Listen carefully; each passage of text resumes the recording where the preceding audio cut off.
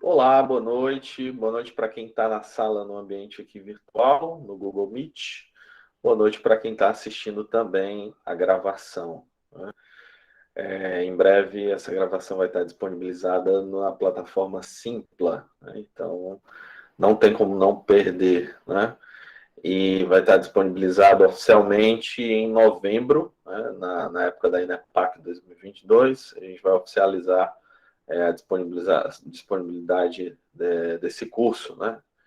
Bom, estamos na aula 3, né? Vamos aqui para a reta final, literalmente, e isso é uma piada de péssimo mau gosto, porque, enfim, foi uma dessas curvas que o nosso grande herói aqui padeceu, né?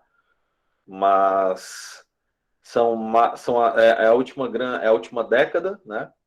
Nós fizemos esse curso separado em 3 décadas, 1930 até 40, por compreender que de 30 até 40 foi quando de fato o Camus começou a sua produção, ali por volta de 32, né?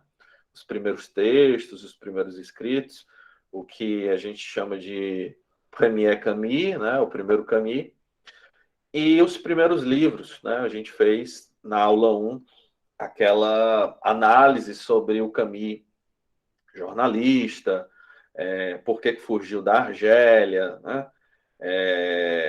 O Camus das peças de teatro também, né? E tudo mais.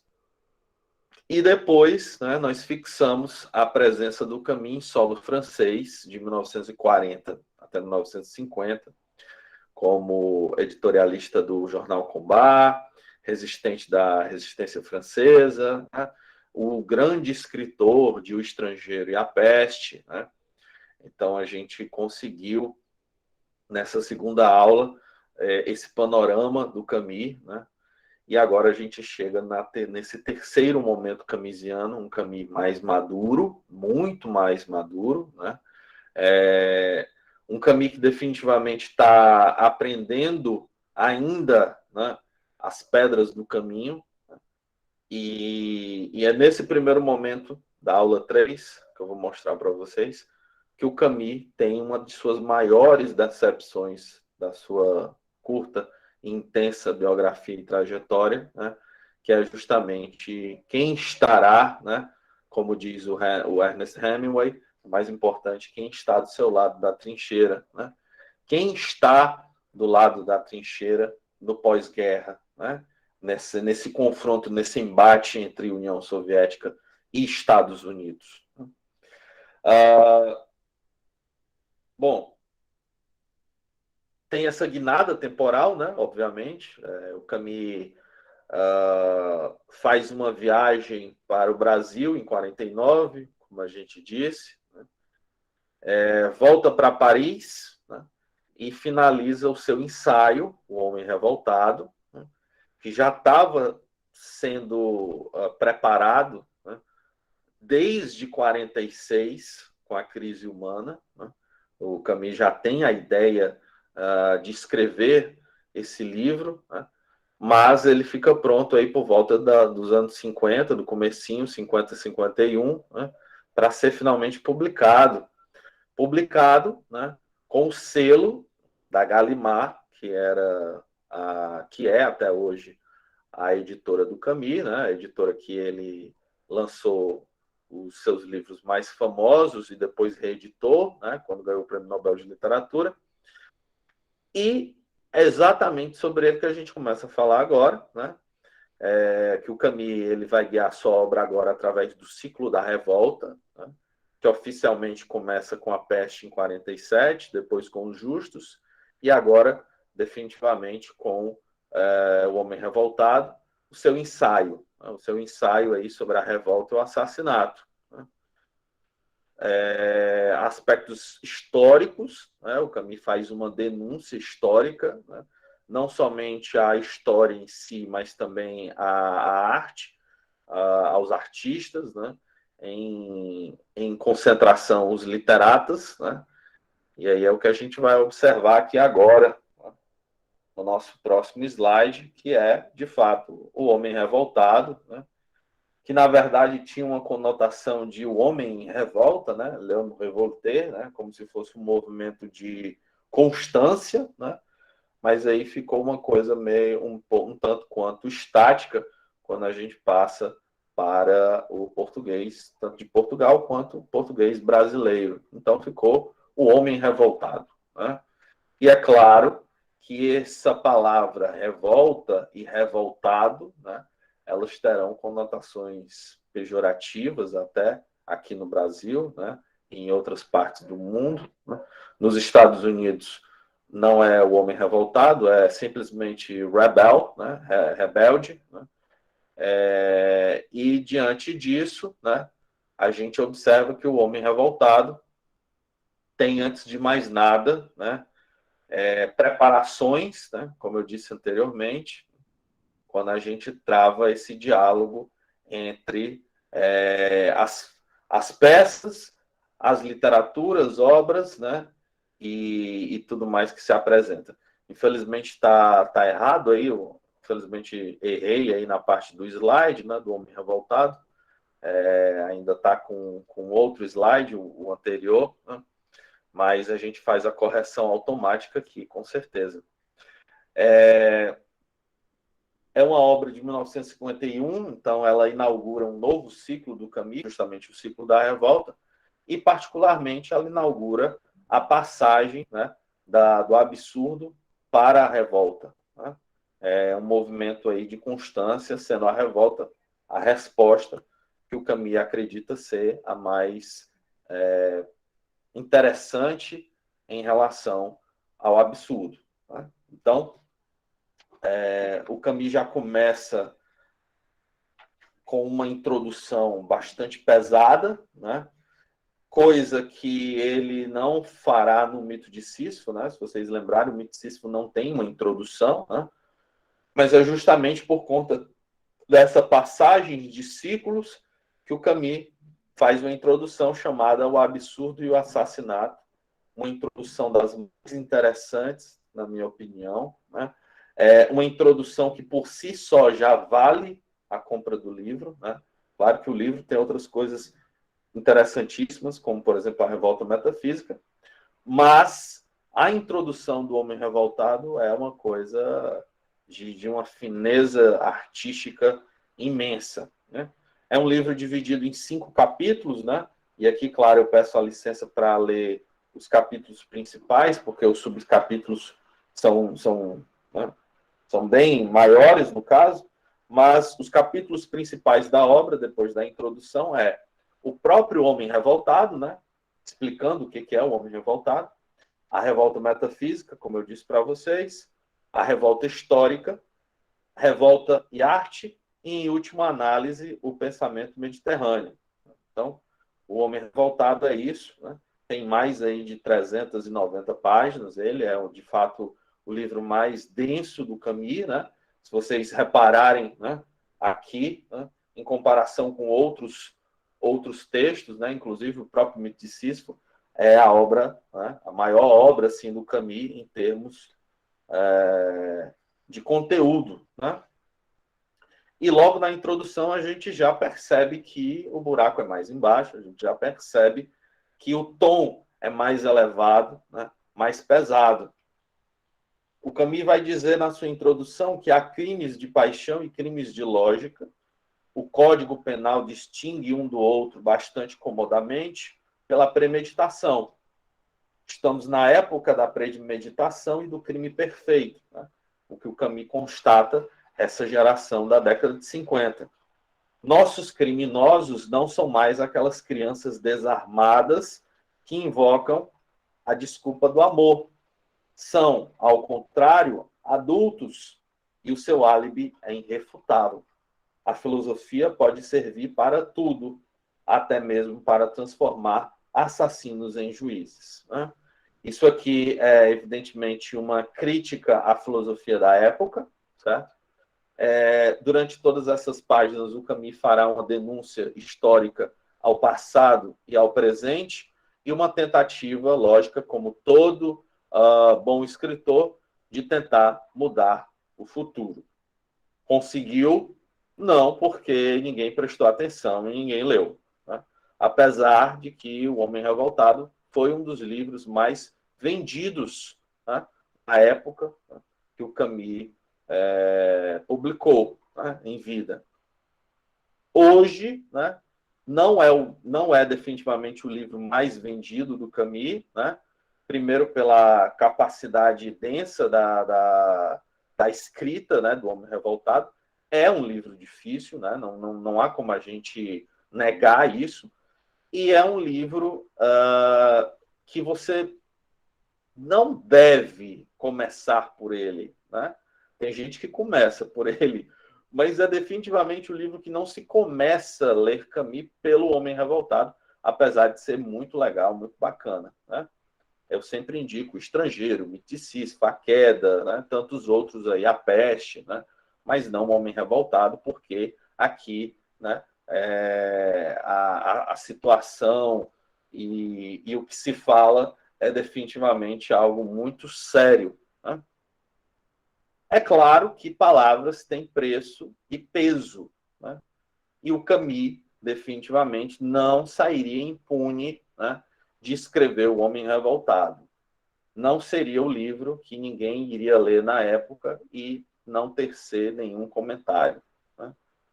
Então, essa é a parte da recepção e da crítica ao Homem Revoltado, e eu coloquei a figura do Sartre presente ali, porque, de fato, ele será o grande pivô, né, dessa crítica ao Homem Revoltado, né?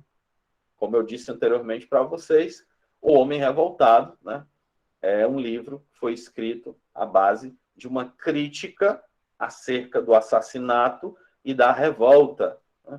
Dois temas que, para o Camus, são extremamente caros, que vão bater de frente com uma das coisas, a revolução, né? E a revolução naquela época era a menina dos olhos, né, dos marxistas comunistas, e todos mais ali que estavam, né, querendo implementar revoluções, né, acerca do mundo, e vem um argelino, né, não sei de onde, e denuncia a história, né, denuncia a história através de um livro chamado O Homem Revoltado. Então, isso causou uma grande polêmica, né? A recepção do Homem Revoltado, ela é positiva no sentido de vendas. Todo mundo correu para comprar, porque, de fato, era o livro do autor de O Estrangeiro, O Mito de Sísifo e A Peste, né? Então, isso estava muito na memória ali, dos franceses, do resto do mundo, né? Porém, é um livro que é aplaudido pela direita, pela crítica que tem ao stalinismo, né, ao comunismo, ao autoritarismo, né, tudo que tem esse tom, esse viés extremista autoritário, né? E a esquerda da época, né, a grande maioria da esquerda da época, lê-se o Partido Comunista Francês, rejeitou a posição antirrevolucionária do Camus, que de fato, né, não acreditava nessa história de revolução, né? A posição do Camus, ela é antirrevolucionária até, né? Mas ele acredita nesse sentimento, nessa posição de revolta, né? Ele acredita definitivamente nesse viés, né?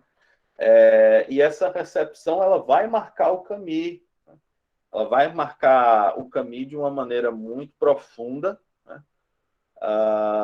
Primeiro porque o Camus se sente definitivamente pertencente à esquerda, ele se considera um autor de esquerda, né, dessa ala mais progressista do pensamento ideológico, porém, o seu livro será, inclusive, apropriado, historicamente, por grandes frações da direita, até hoje, inclusive. Né? Até hoje. Né? Muitos adeptos da chamada direita, extrema-direita, né, gostam, né, da crítica que o Camus faz ao comunismo presente no Homem Revoltado. Né?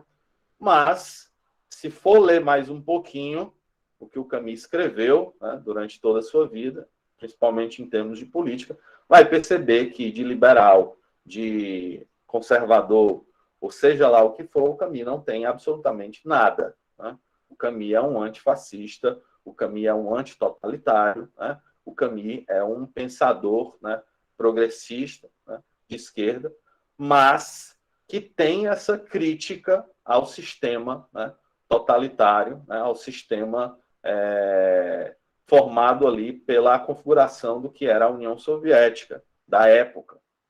Inclusive, né, as posições editoriais que o Camus realizou no Combat, né, elas verificam muito, né, esse embate que é apresentado na Guerra Fria e que o Camus, com todas as letras, diz: se o que está sendo apresentado na União Soviética for bom, nós abraçaremos.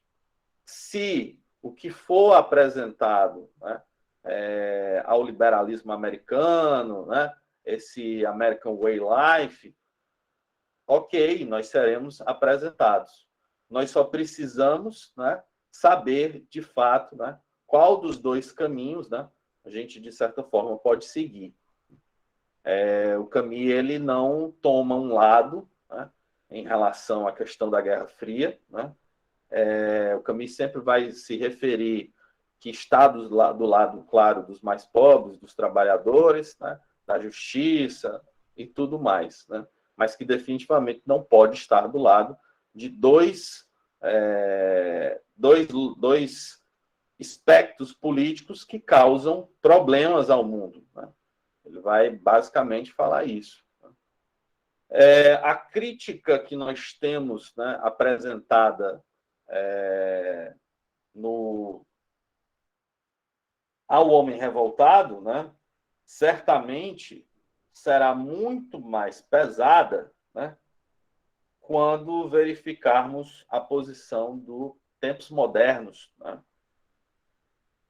revista do Sartre, né, em que definitivamente, né, nós observamos que a crítica relacionada ao que está escrito no Homem Revoltado, né, não é dita pelo próprio Sartre, né, mas sim por um de seus jornalistas, amigos, né, que é o Janson. Né?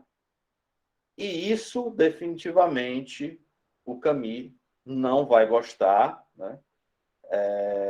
Eu acredito com todas as ideias de que, se fosse de fato uma questão, né, verificada, Camus e Sartre definitivamente como um diálogo, uma disputa, né, eu acho que talvez até os dois continuariam amigos. Né? Mas o Camus se sente extremamente traído, né, pelas críticas que o Janson faz, assinadas pelo editor-chefe de Tempos Modernos. Né? Ele vai dizer que isso é uma punhalada nas costas, né, do Sartre, e vai romper definitivamente com ele, né, que é o chamado rompimento, né, o rompimento com Jean-Paul Sartre, né, por razões políticas. Né? A amizade dos dois, de fato, nunca foi tão fácil. Né? O Sartre, por exemplo, né, vai escrever uma carta, né, em que vai dizer assim: meu caro Camus, nossa amizade não era fácil, mas sentirei saudade dela. Se você a encerra hoje, isso significa, sem dúvida, que ela tinha que acabar. Muitas coisas nos juntavam, poucas nos separavam, mas ainda assim essas poucas eram demasiadas. Né? Essa é definitivamente o fim de uma amizade extremamente interessante, né? Extremamente inspiradora, né? Nas próprias palavras do Ronan Aronson, né? Que escreve o livro Camus e Sartre, o fim da amizade, o polêmico fim da amizade no pós-guerra. No momento em que em determinado aspecto da amizade entre os dois, o que compreende 1943 até 1951, os dois produzem filosofia e literatura, né, simultaneamente, né, com aspectos, em alguns momentos, até de conversa, diálogo, e como se um estivesse falando com o outro, né, de alguma maneira. Claro, os dois têm pensamentos completamente diferentes em sentido filosófico, em sentido político, né?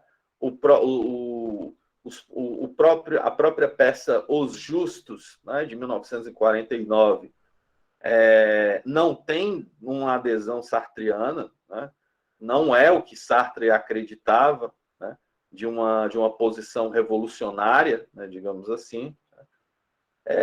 Estes são os primeiros passos que o Camus oferece para o que vai ser definitivamente o fim de uma amizade, né, interessante, né, que durou aí alguns anos, mas que não tinha mais como continuar por essas brigas, né?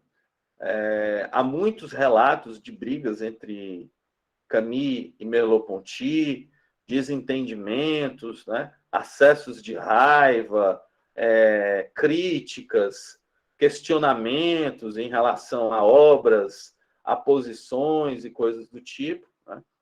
O Camus não se sente protegido, digamos assim, ou apoiado, né, por aqueles que o cercam, né? Se sente bastante solitário em relação a isso.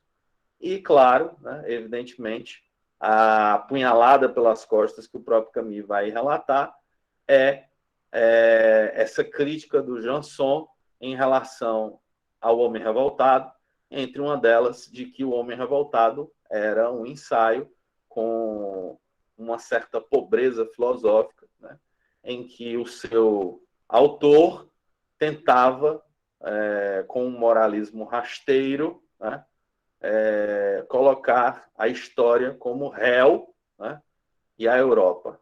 Então, foi uma crítica extremamente pesada, né, e que o Camus não aceitou justamente por ela não ter sido assinada pelo próprio Sartre, né, não ter sido uma crítica direta do Sartre. A amizade entre os dois nunca mais vai ser a mesma, né? As obras são intensificadas, então o que um escreve, de certa forma, é uma resposta ou uma crítica ao outro, né? E nesse momento nós verificamos, por exemplo, uma peça teatral que o Camus vai escrever, mas nunca publicar, chamada O Improviso dos Filósofos, em que nessa parte da peça, né, existe um professor de filosofia chamado Senhor Nada, né, em que promete coisas milagrosas, digamos assim, aos seus alunos e seus clientes. Claro que isso é uma crítica, né, ao ser e o nada do Sartre, né, e que ali, né, a gente verifica como Camus era ácido, né, em relação a isso. Né? E existem outras coisas nesse sentido, notas próprias do Camus, em que ele vai criticar o Sartre, cartas, diário, né, cadernos, obras, né, como eu disse para vocês, né, a queda de 1956, ela tem esse tom amargo, né, desse Camus da década de 50, e eu vou explicar agora na frente para vocês, né, daqui a pouquinho, a razão e o motivo disso. Mas, definitivamente, esse rompimento com o Sartre, né, vai deixar aí uma ferida, né, vai deixar aí uma mácula, né? O Camus nunca mais, né? Nunca mais não. Depois de um certo tempo, né? Não vai ser mais o mesmo. Né? E aí eu explico já a razão e o motivo, né, disso. Depois, né, dessa situação do homem revoltado, o Camus tem um hiato considerável até de produção, né, de 51 até 54, em que ele não consegue produzir, e isso vai trazer certos problemas para ele, né, principalmente no que diz respeito a problemas financeiros. Né. Em 1954, né, o Verão é uma espécie de retorno às origens, né? Já é o Camus tentando retornar à sua fonte, né? O Camus escreve o Verão com textos que estarão ligados imediatamente com os seus escritos a núpcias, né? Noches, que é definitivamente um retorno, como um dos seus escritos dentro da obra terá o nome de Regresso a Tipassa, ou Retorno a Tipassa, né? Segue os mesmos moldes, quase os mesmos moldes, né, de Núpcias, né, um pouco maior do que Núpcias, né? Se Núpcias tem 4 ensaios, o Verão já tem mais de 6, né? São eles o Minotauro, né, ou a Inércia de Orã, que compreende subtextos, né?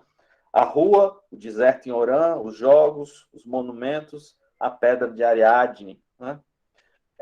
Tem também As Amendoeiras, Prometeu nos Infernos, Pequeno Guia para a Cidade Sem Passado, O Exílio de Helena, O Enigma, Regresso a Tipassa, Do Mar Bem Perto. Né? Então, o Camus ele tem esse retorno, né, em definitivo, né? Uma escrita muito semelhante, mas definitivamente uma escrita que foi alterada, né, pela passagem temporal aí que o próprio Camus experimentou. Mas a gente verifica, por exemplo, em Regresso a Tipassa, né, que o Camus vai escrever assim: há 5 dias, uma chuva sem trégua caía sobre Argel, terminando por molhar até o próprio mar. Do alto de um céu que parecia inesgotável, aguaceiros incessantes, viscosos de tanta espessura, desabavam sobre o golfo. Cinzento e flácido como esponja enorme, o mar ia se estremecendo na baia, sem os contornos. Entretanto, a superfície das águas parecia quase imóvel sobre a chuva constante. Apenas de longe em longe, um imperceptível e amplo movimento fazia alcançar-se por cima do mar um vapor turvo que vinha até o porto, toldando e envolvendo as avenidas molhadas de Argel com a umidade a emanar de todas as paredes brancas. Também exalava-se outra espécie de vapor aquoso que ia ao encontro do primeiro. Então, qualquer que fosse o lado para onde se virasse, tinha-se a sensação de respirar água e de que se podia beber o próprio ar. Né? Então, vocês verificam como o Camus faz esse regresso, digamos assim, né? De uma maneira bastante interessante. Esse texto, por exemplo, ele é datado de 52, né? E o texto final, ele é de 53. E aí o Camus junta, né, todos e lança o Verão, que depois, né, será em definitivo essa edição Núpcias ou Verão, né, que vai ser um condensado da obra Núpcias, né, com o Verão, que hoje a gente conhece como Bodas em Tipassa, né, para vocês verem a confusão editorial aí que existe, né? Tem aqui Do Mar Bem Perto, né, Diário de Bordo. Eu vou só ler um trechinho aqui para vocês. Aos pés nus dos marinheiros percorrem mansamente a coberta. Partimos ao nascer do dia. Desde o instante em que abandonamos o porto, um vento rápido e denso espanca vigorosamente o mar, que se revolve em pequenas vagas sem espuma. Um pouco mais tarde, O vento refresca e semeia as águas de Carmélias, logo desvanecidas. Assim, durante toda a manhã, nossas velas estalam sobre um alegre viveiro. As águas estão pesadas, escamosas, cobertas de espumas frescas. De vez em quando ouve-se o grito de ondas batendo na roda da proa. Uma espuma amarga e untosa, saliva dos deuses.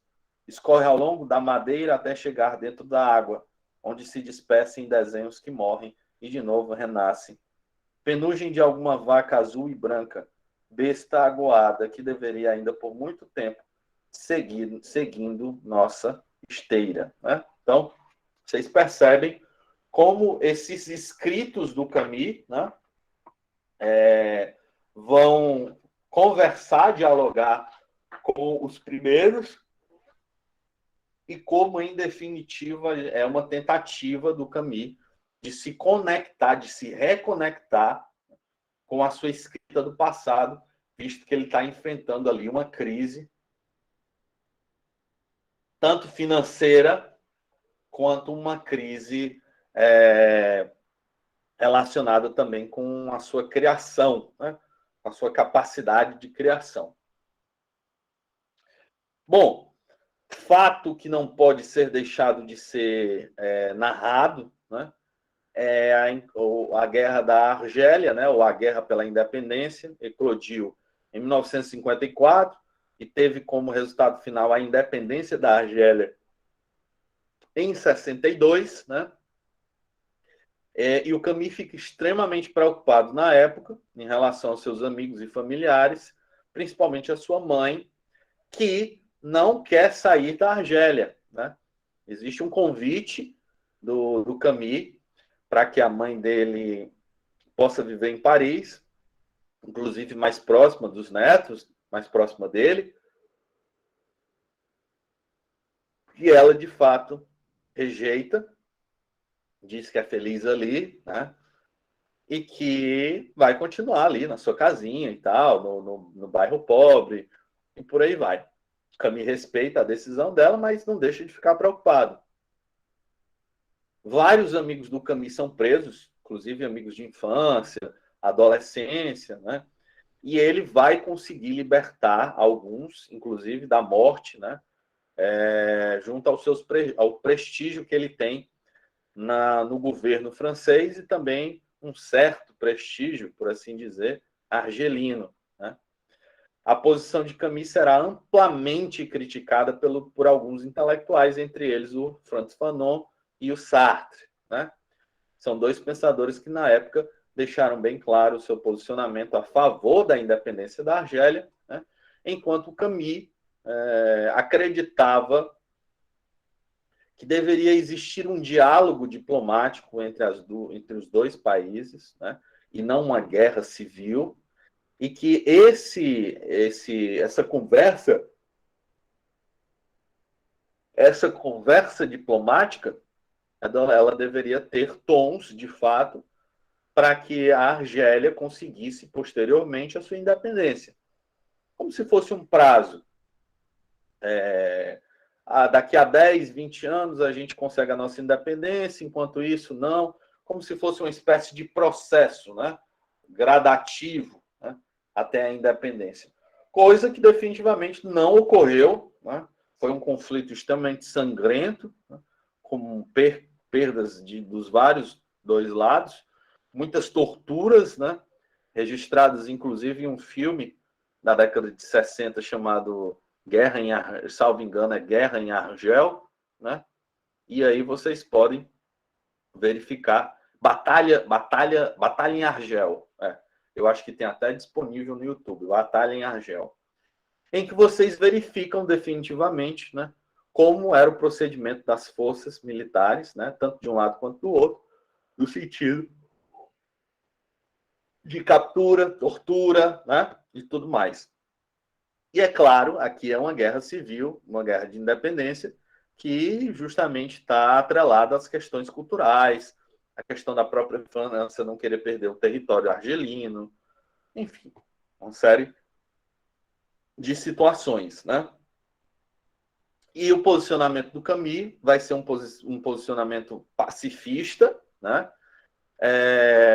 Vai ser um posicionamento, inclusive, em que ele denunciará certos abusos que ocorrem, que estão a ocorrer, né?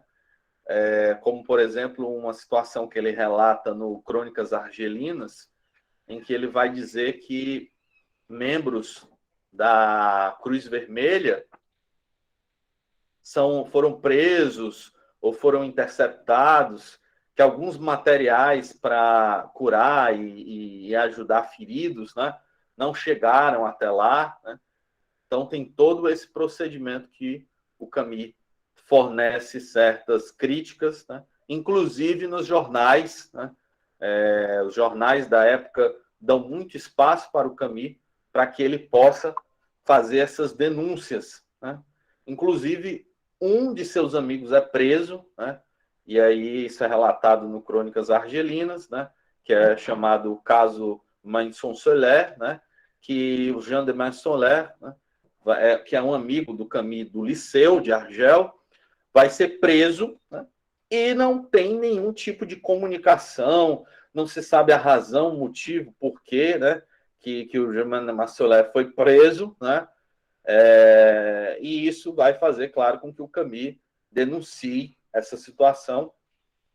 Posteriormente, o Jean vai ser libertado, né? Vai agradecer bastante ao Camus, claro, em relação a todo esse procedimento, né? Que foi feito. Foi um grande mal-entendido, uma confusão, né? Foi o que as autoridades relataram na época, né? De que talvez o Jean Mansol estivesse interligado com alguma célula da FNL, né, que é o exército lá da frente da Libertação Nacional.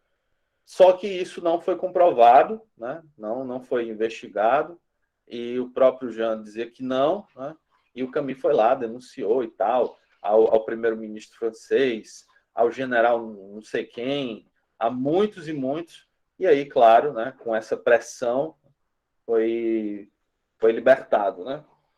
Mas foi um conflito extremamente sangrento que deixou uma marca no Camus, né, na sua posição política, né, como pacifista, e a gente sabe que, infelizmente, a paz, como diria o meme, não é uma opção. Né? E isso vai causar sérios problemas para o Camus, que inclusive eu vou falar já já sobre. Nesse momento em que o Camus, inclusive, está tendo alguns problemas ainda financeiros, uma crise de criação, né? Ele começa a escrever para uma revista francesa semanal chamada L'Express. Né? Editoriais, né? Títulos, textos, que inclusive estão disponíveis na biblioteca da Pleiade, né? Ou nas obras completas da Gallimard, em que tem um volume próprio para isso, que é o volume 6, né? Que são todos os textos que o Camus escreveu entre 1955 e 1956 para a revista L'Express, né? Isso vai muito pela vasta experiência que o Camus já tinha em jornais, né? Na Journal Républicain, no Combat, né? E todas as outras adições que o Camus fez em outros jornais e editoras, né? Salvo que o Camus ele trabalhou para a editora Gallimard, né? Como editor, inclusive num selo chamado L'Espoir, né? Que foi um selo interessantíssimo que o Camus criou no pós-guerra, com obras inéditas de autores, homens e mulheres, que foram mortos jovens na época do conflito. Né? Entre um desses títulos, né, vai estar as obras da Simone Weil, né, em que ele vai ter o prazer ali de editar, né, de fazer a resenha, de fazer a introdução, né, editorial e por aí vai. Então, com essa experiência, o Camus consegue essa vaga na revista L'Express, né? É quando o Camus, de fato, está conseguindo, né, se reestruturar, está conseguindo aí voltar a ter a sua CLT assinada, né? Que é o sonho de todo mundo. E aí as coisas vão melhorando, né? A economia está decolando aí, né? E aí o Camille consegue, inclusive, comprar novamente um botijão de gás, né? Isso parece piada em termos em que o botijão de gás aqui no Brasil está por volta de 140 a 150 reais, mas, né, no contexto francês do pós-guerra também, né, estava caríssimo, né, e ele não conseguia. Havia momentos em que ele não conseguia comprar um botijão de gás, né? E aí o que ocorre, né, é que esse trabalho dá as condições suficientes para que o Camus consiga se restabelecer financeiramente e volte a produzir, né, literatura, filosofia e por aí vai. E é o que o nosso intrépido herói faz, né? Muito amargurado, muito magoado, né? Mas faz. Né? Quando ele escreve La Chute ou A Queda, né? La Chute ou A Queda, né? Em que ele vai escrever sobre um advogado parisiense chamado João Batista, né, em que ele se exila na Holanda, né, depois de ficar paralisado ao ouvir gritos de uma mulher, né, de uma suicida no Rio Sena. E ele simplesmente não consegue ajudá-la. Né? Isso é uma denúncia, claro, ao próprio Camus, né, em que a Francine Faure tentou suicídio 2 vezes, e o autor de O Mito de Sísifo, que falava que a vida vale a pena ser vivida, né? Aquela velha máxima, santo de casa não obra milagre, não conseguia evitar que a sua própria esposa, né, tentasse isso. Perdoe. A Queda é o último texto ficcional do Camus.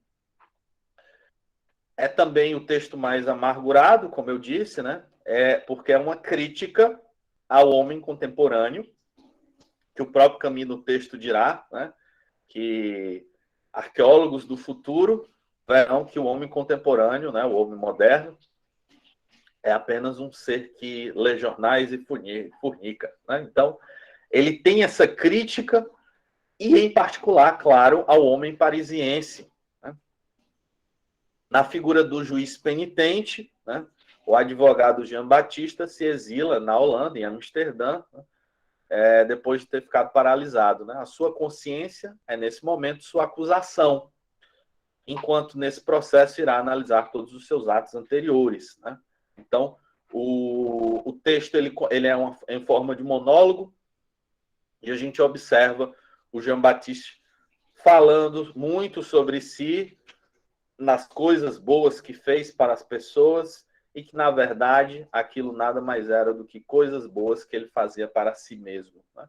Para se autoproclamar como um ser ético, moral, bom, maravilhoso, né? Incrível, e por aí vai. Né? Entre uma dessas atitudes que o João Batista tem, né, é a de dar carona para pessoas que estão esperando o ônibus, né?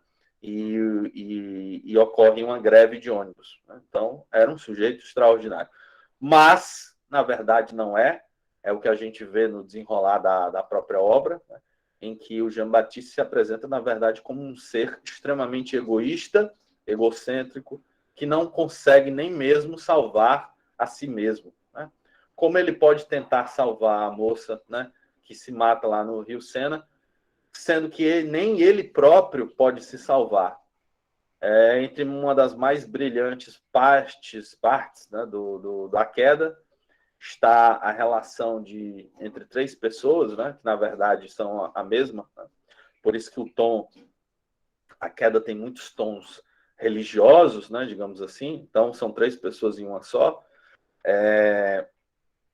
Em que ele observa, né, que o advogado, né, posso lhe prestar meus serviços, né, em relação ao que está sendo acusado, né? Então, o advogado de defesa, né, está sendo, de certa forma, defensor daquele que está sendo acusado, que, na verdade, é ele próprio, e que, em última análise, o juiz é ele próprio também. Né? Então, é por isso que tem essa relação no sentido religioso, né? Os três que estão ali nesse processo, na verdade, são um só, que é o próprio João Batista, né? Então, a gente observa, Camus escreve belíssimamente bem essa obra, escreve com um rancor e uma amargura, lógico, direcionados ao casal Simone e Sartre, né? Como a própria Simone de Beauvoir vai fazer em Os Mandarins, né?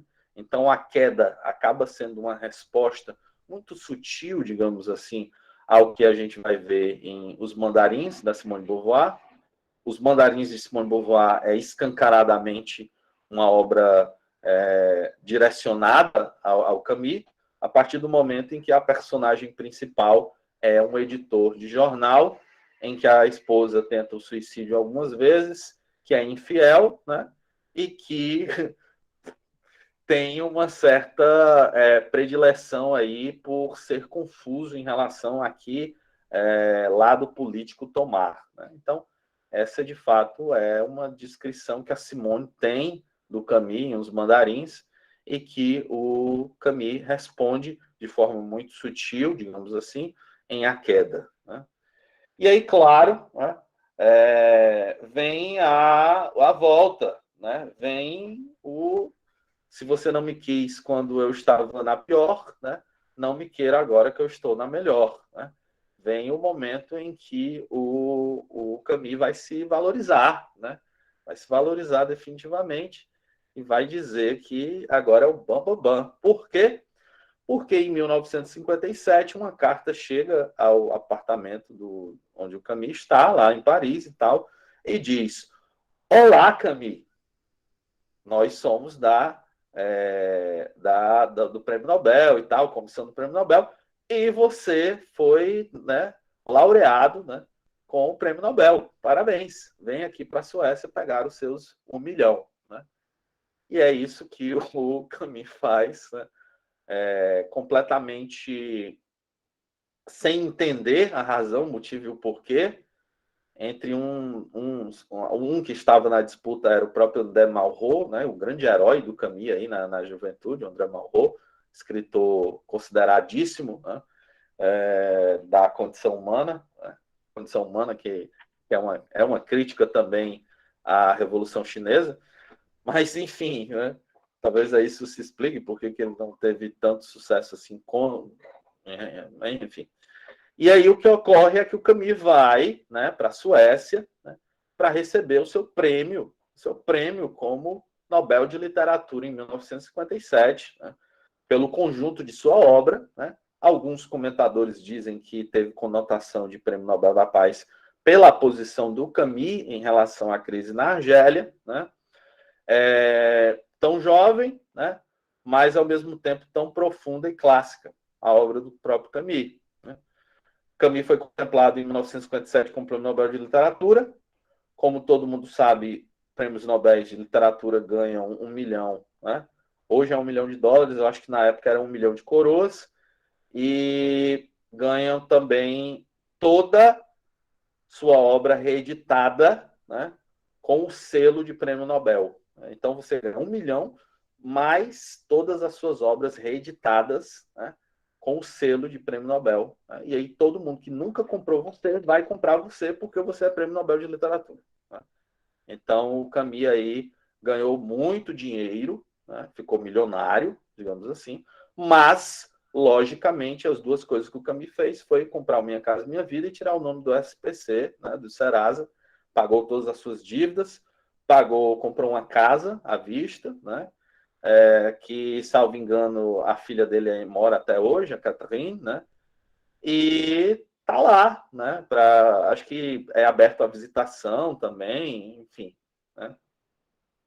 E a sua obra foi reeditada, inclusive a obras de juventude, como Avesso e o Direito, em que o Camus teve aí a boa vontade de escrever um novo prefácio explicando agora.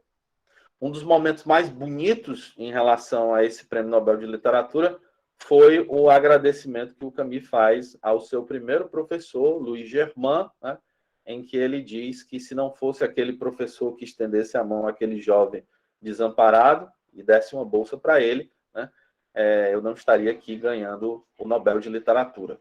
Então, o Camus se mostrando aí também grato, né, ao que o professor dele fez quando ele ainda era muito jovem, né? E, é claro, o Prêmio Nobel de Literatura, né, é o prêmio máximo de um escritor, né, e o Camus teve essa sorte e essa honra, né, de ter sido reconhecido ainda em vida como um fantástico escritor. Apesar de que não teve muito tempo para aproveitar a sua glória e a sua fama, né, como Nobel de Literatura, e aí vocês sabem por quê, porque 3 anos depois ele vai morrer. Mas um outro momento muito interessante que a gente pode relatar nesse Prêmio Nobel de Literatura, primeiro, são os discursos, né, que são chamados Discursos da Suécia, estão disponíveis aí para quem quiser ler, né? São discursos interessantíssimos acerca do papel do escritor na sua geração, né? O papel do escritor, tanto politicamente quanto artístico, né? Então, o Camus ele traz essa experiência, né, como escritor, né, nesses textos chamados Discursos da Suécia.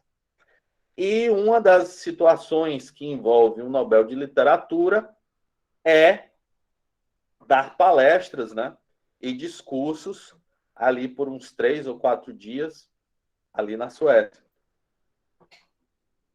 Uma dessas conferências que o Camus fez na faculdade de Uppsala, né, teve um incidente que se chama Incidente na Faculdade de Uppsala, né, em 1957, que naquele momento, claro, a guerra civil argelina estava em pleno vigor, né, extremamente sangrenta, né, cheia de torturas e mortos, e o Camus foi questionado ali pelos repórteres em relação à sua posição, e o Camus mais uma vez falou que deveria existir uma pacificação, que os dois lados tinham que sentar e conversar, né, que tanto argelinos como franceses deveriam, né, trabalhar para resolver a questão da guerra civil da melhor maneira possível.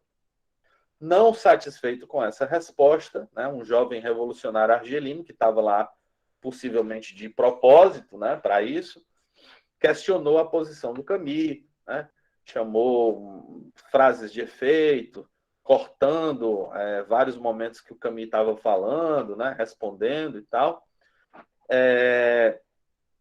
E eis, claro, né, que o revolucionário falou da sua posição, né, tinha aquelas questões relacionadas à questão do terrorismo, né, os fins justificam os meios e por aí vai. E eis, claro, que o incidente da Faculdade de Uppsala é finalizado mediante uma das frases assim mais emblemáticas, né, desse momento, que foi entre a sua justiça, né, a justiça do rapaz lá, e minha mãe, eu prefiro a minha mãe. Né? Porque o grande medo e receio, e ele até fala em relação a isso, é que uma das bombas, seja do lado francês ou do lado argelino, né, caísse na casa da mãe do Camus, né, ou de alguma outra mãe, né, que seja, mas o Camus acreditava num conflito, numa solução pacífica, né, para os dois, e que não houvesse essa tragédia, né, que os militares chamam de efeito colateral, né, quando civis, né, são mortos, né, em um conflito desse, é chamado de efeito colateral, porque, enfim, eles estão ali. Então, uma bomba pode, né, cair em qualquer lugar e as coisas acontecem e pessoas morrem. Né? Normalmente, quem se lasca numa guerra são as pessoas pobres e as pessoas sem condições. Né? Então, de fato, não tem para onde fugir. Mas essa frase foi o que se encerra, de fato, a discussão e é uma das mais interessantes, né? Porque o Camus ele sempre vai falar dessa questão de justiça, lógico, e aí ele vai dizer, se essa é a sua justiça, né? Então, entre a sua justiça e a minha mãe, eu prefiro a minha mãe. Né? Então, ele abdica completamente dos preceitos revolucionários presentes ali, né? entre aqueles argelinos. E, claro, isso tem um preço. Né? Isso tem um preço imenso, né? Que é o fato do Camus, posterior a isso, não ser nem considerado na Argélia. Né? Depois desse incidente, claro, o Camus tem toda essa questão de ser prêmio Nobel de literatura. Ele vai se aproveitar disso da melhor maneira possível, né? Continua fazendo teatro, escrevendo, né? Escreve nesse momento O Exílio e o Reino, né? Alguns textos jornalísticos, né? Principalmente em relação à guerra na Argélia, ele continua escrevendo sobre, né? E começa a redação de um novo ciclo, né? Que começaria com o romance O Primeiro Homem, né? E isso causa uma grande perturbação, né? Dentro da rotina dos Camus, né? No momento em que o Camus voltou a escrever, né? O Camus tá escrevendo, né? Depois de muito tempo, né? Uma coisa nova, né? O que é? Todo mundo tentava descobrir, né? Inclusive os seus amigos, né? E enfim. E também, né? Foca nas adaptações teatrais, né? Entre elas Os Possessos, né? De 1959, uma peça que o Camus próprio dirige e adapta, né? Do romance Os Demônios, do Dostoiévski, né? E aí, uma peça de mais de 3 horas, né? Em que as pessoas tinham que ir por volta das 7 horas da noite ao teatro, né? Para assistir essa peça de 3 horas. Né? Então, é bem camusiano isso, né? Bom, e o Camus aproveita bastante esses 2 últimos anos, né, de vida, se a gente pode dizer assim, né, fazendo muitas coisas legais, escrevendo, né, e por aí vai, né, até que, né, nós temos aí o fatídico janeiro de 1960, em que o acidente de carro, né, vai culminar na morte do Camus, né, com um bilhete para Paris, que ele já tinha comprado, as crianças e a Francine já tinham ido para Paris e de trem, ele também tinha um ingresso de trem, mas preferiu viajar com amigas e amigo, né, pela estrada fora, né, e aí, em uma dessas curvas, infelizmente, tinha uma árvore, né, e em janeiro, né, o Camus morre na hora, né, infelizmente o Camus morre na hora do acidente automobilístico, né, e encerra-se, em definitivo, a sua trajetória nesse mundo. Né? Claro que muitas coisas sobre esse acidente foram faladas depois, né? Uma delas que talvez o carro estivesse avariado de propósito, por conta de uma crítica que o Camus fez ao primeiro-ministro da União Soviética, e que um espião tinha ido lá e sabotado o carro. Né? Bom, histórias, boatos, coisas do tipo. Né? E aí, o que a gente sabe de fato é que foi um acidente, né? Algo que infelizmente aconteceu, uma lástima. Até hoje a gente chora em relação a isso, porque era um autor que estava começando um novo ciclo, né? Um autor que, em definitivo, estava no seu processo de reestruturação, né? Depois que ele ganha o Prêmio Nobel em 57, ele volta a escrever de uma maneira extremamente brilhante, né?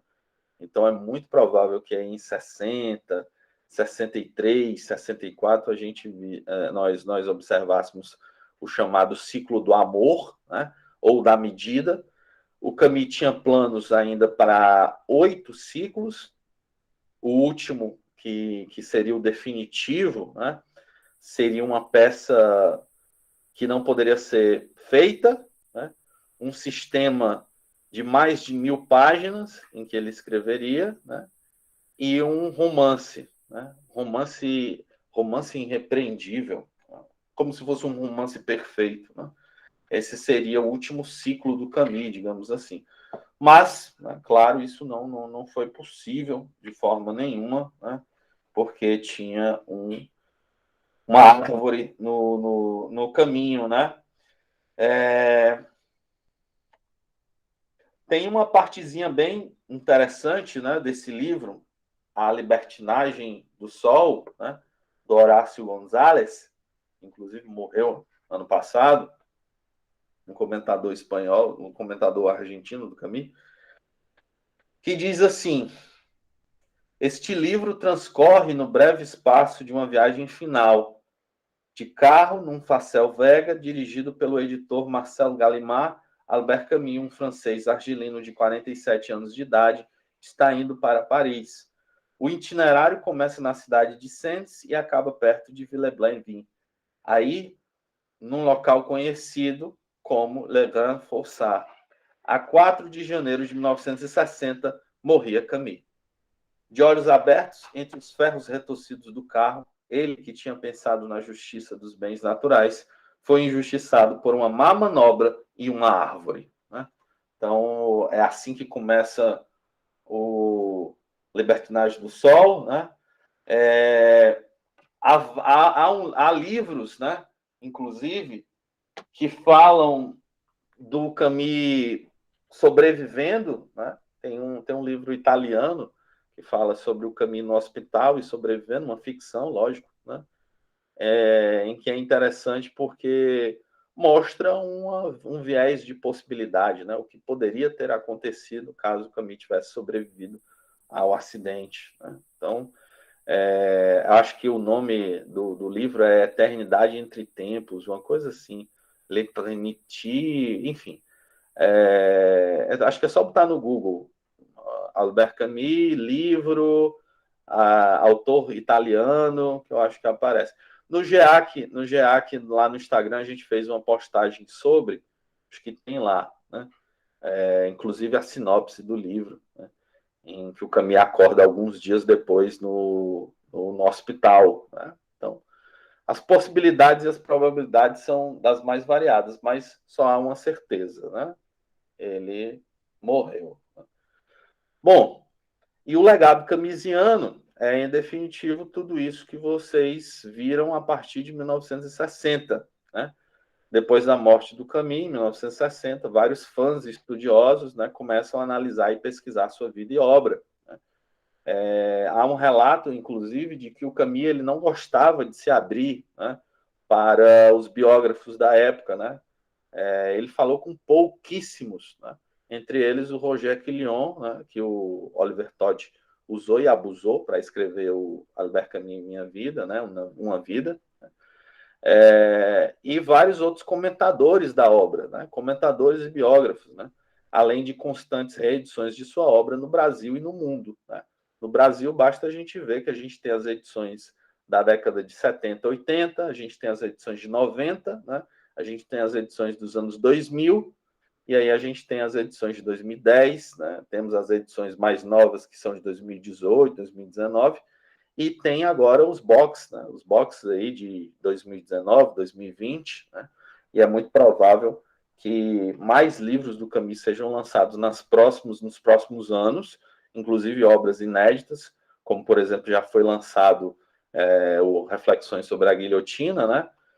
Que na verdade é um texto de 57 que o Camus escreve com Arthur Koestler, né? E que na verdade, se chama Reflexões sur la Plaine Capitale. Né? E aí, claro, a Record foi lá e só pegou a parte do Camus e colocou Reflexões sobre a Guilhotina. Claro, né? Lógico. Não ia pagar a parte do Koestler também. Mas, enfim, muita gente começou a se interessar pelo Camus depois da morte dele. Né? O próprio Camus falava isso, né? Um autor morto vale muito mais do que um autor vivo. Nós temos, inclusive, obras póstumas do Camus, como, por exemplo, A Morte Feliz. Né? Morte Feliz, salvo engano, sai em 76. O Primeiro Homem, todo dilacerado, sai em 92 ou 94, né? E tem essas outras obras aí que vão surgindo, né, inéditas aqui no Brasil. Acredito que outras ainda virão, porque tem esse prazo ainda em relação à liberação das obras, né, para o Camus, 70 anos da morte dele, né? Então, até hoje, ele é referenciado, lido, estudado, né? Principalmente depois dos anos 2020, né? Quando o livro A Peste alcançou os maiores índices de venda até então vistos, né? A Peste sempre foi um livro que vendeu bem, independente do seu momento histórico, A Peste sempre vendeu bem porque era um clássico do Camus. Só que depois de 2020, né, o que se vendia sim de A Peste, agora se vendia sim, né? Então foi a obra, uma das obras mais vendidas aí do Camus, né? Inclusive reeditada, né, em outros tipos de edições. Então tem todo esse legado aí que o Camus traz, né? E um deles, claro, é o próprio GEAC, né, que está aqui fazendo esse curso, né, e que vai seguir aí, inclusive, os próximos anos, falando sobre este rapaz, porque ele é o objeto da minha monografia, é o objeto da minha dissertação e certamente será o objetivo da minha tese, além de ganhar um certo dinheiro com ele, né? Então, não tem para onde correr, né? Antes era até. Hoje um pouco menos, mas antes era até interessante. Eu não largava um livro dele, tipo, de jeito nenhum, não deixava nem na estante. Estava sempre aqui comigo e tal. Hoje também tá, né? Por conta das pesquisas, dos eventos e coisas do tipo, né? Mas é isso, né? Hoje encerra-se oficialmente aí o curso Albert Camus em 30 anos, né? Espero que vocês tenham gostado dessa separação histórica temporal aí dessas 3 décadas, né? De 1930 até 1940, 1950 até 1940 até 1950 e 50 até 60, né? Acredito que deu para fazer um bom apanhado da vida e da obra, né? Que não se separa de nenhum e muito menos do Camus. O Camus ele viveu as suas obras, né? Deixei algumas coisas suspensas e ocultas de propósito, né? Por razões aqui que talvez futuramente eu acabe expondo, né? Mas deixei algumas coisas aqui ocultas, né? Quem sabe aí num próximo, né? Num completão, digamos assim, né? Que a gente vai falar dele até no berço, né? Do berço até o acidente, né? Quem sabe a gente traz aí esses outros detalhes, né? Bom, é isso, né? Gente, eu vou encerrar aqui a gravação, tá certo? E quero mandar um abraço especial aqui para a Emily, que está aqui, guerreira, guerreira, guerreira, que aguentou todas essas 3 horas aí separadas entre essas semanas, né? E aí eu vou interromper aqui a gravação, vocês, né, vão ter a disponibilidade dela no Simpla, né? E quem tem o curso por mim mesmo, né, tem a disponibilização também lá no Drive, ok? Eu tô aqui, mas Gente, eu não tô te ouvindo, Igor. Eu parei de te ouvir, eu acho. Oi? Eu vou entrar e sair de novo. Ah, tá. Mas eu já vou encerrar. Tá conseguindo me ouvir, não? Bom, de todo modo, eu vou encerrar logo e aí a gente fala, ok? Tchau, tchau, gente. Até mais. Foi um prazer imenso, enorme.